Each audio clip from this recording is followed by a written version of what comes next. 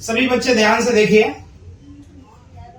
UPSC exam इतनी आसान नहीं होती है, लेकिन इतना कठिन भी नहीं होता है।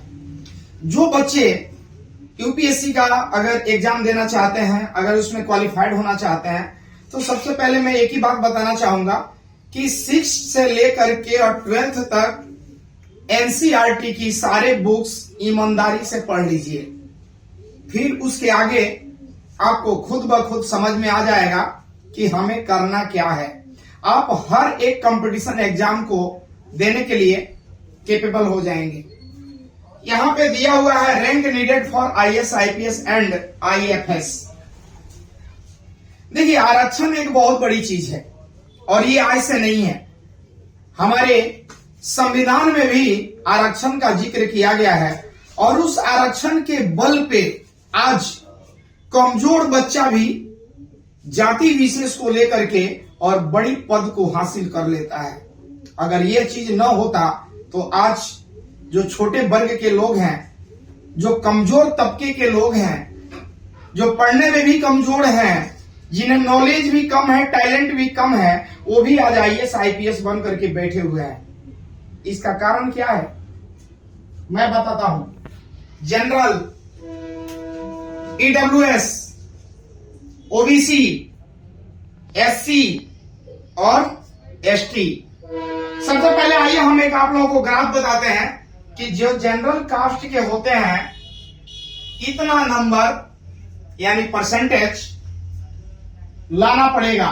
यहां पे देखिए रैंक लिखा हुआ है, तो इतनी अगर रैंक आती है तो आईएएस, इतना रैंक आता है तो आईपीएस, और इतनी रैंक अगर आती है तो आईएफएस। ठीक उसी तरह से ईडब्ल्यूएस, अगर 320 रैंक आती है तो आईएएस, 440 रैंक आती है तो आईपीएस, और 369 आती है तो आईएफएस। ठीक उसी तरह से हम बात करते हैं ओबीसी का।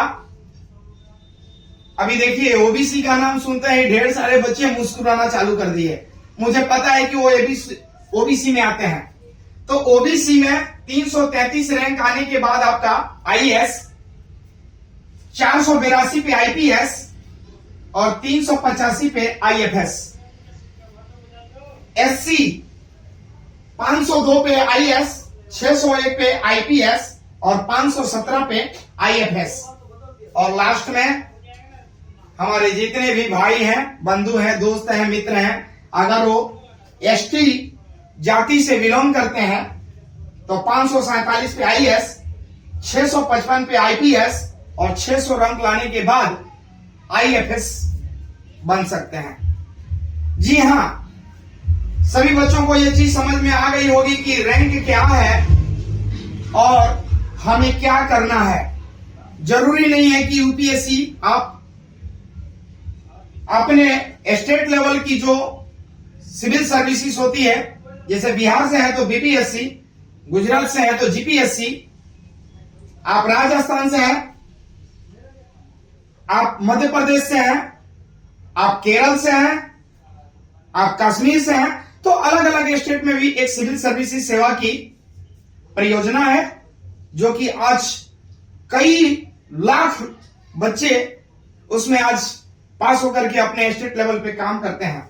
वो भी एक संवैधानिक पद पे जाकर के बैठते हैं। तो अब ये जो चीज है नई नहीं है। Fantastic education academy, Gandhidham, Adipur, Anjar, तीनों जगहों पे ब्रांच है इसकी। आप अपने बच्चों के